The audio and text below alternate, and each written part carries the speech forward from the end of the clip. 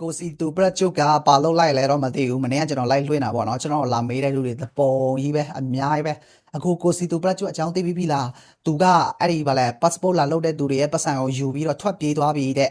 သူတထေးလဲလိုက်လွှင့်နေတဲ့ငါးတန်းကုမ္ပဏီတထေးပဲလဲပေါ့နော်သူပြောနေသူများတွေလာပြောကြတာကျွန်တော်လဲမတီးလို့ပေါ့နော်ကျွန်တော်လဲကိုစီတူပရက်ကျုပ်ကိုလိုက်ဆက်ကြည့်တယ်ဖုန်းနံပါတ်တွေရောနောက်ပြီးတော့ Facebook တွေရောဗာတွေရောဆက်ကြည့်ရဆက်လို့မရအောင်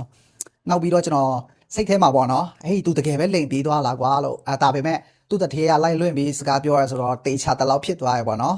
ပထမဦးဆိုတာသူအရင်တော့သူစကားပြောဖို့လေပါလဲသူကိုယ်တိုင်ကတရုပ်ဆောင်သူမျက်နှာနဲ့လဲပြီးတော့အလုံးလုံးနေရတယ်ပေါ့နော်ကျွန်တော်တကယ်ချင်းတို့မှာချင်တာကဆယ်လီတို့ဘာတို့တွေကိုမယုံနဲ့ပေါ့နော်ကျွန်တော်လည်းမယုံနဲ့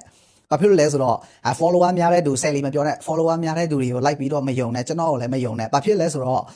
တကယ်လို့ passport တွေပါလှုပ်ချင်တယ်ဆိုရင်ရုံးအထီးကိုယ်တိုင်သွားပေးတာပဲဖြစ်ဖြစ်ကိုအရန်ရင်းနေပြီးတော့သူဘက်မှာနေတာလဲသူတို့အိမ်ဘက်မှာနေလဲဆိုတာတီးတဲ့လူတွေကိုပဲလိုက်လုပ်ပေးခိုင်းပေါ့နော်အဲ့ဒါမှသူတို့ကလိန်လို့မရတော့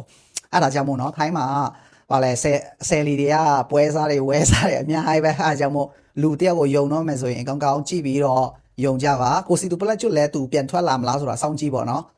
ပတ်ခွနဲ့တိန်လားပါလားမသိဘူးလိန်ပြီးသွားတာတဲ့နော်သူများတွေပြောနေကြတယ်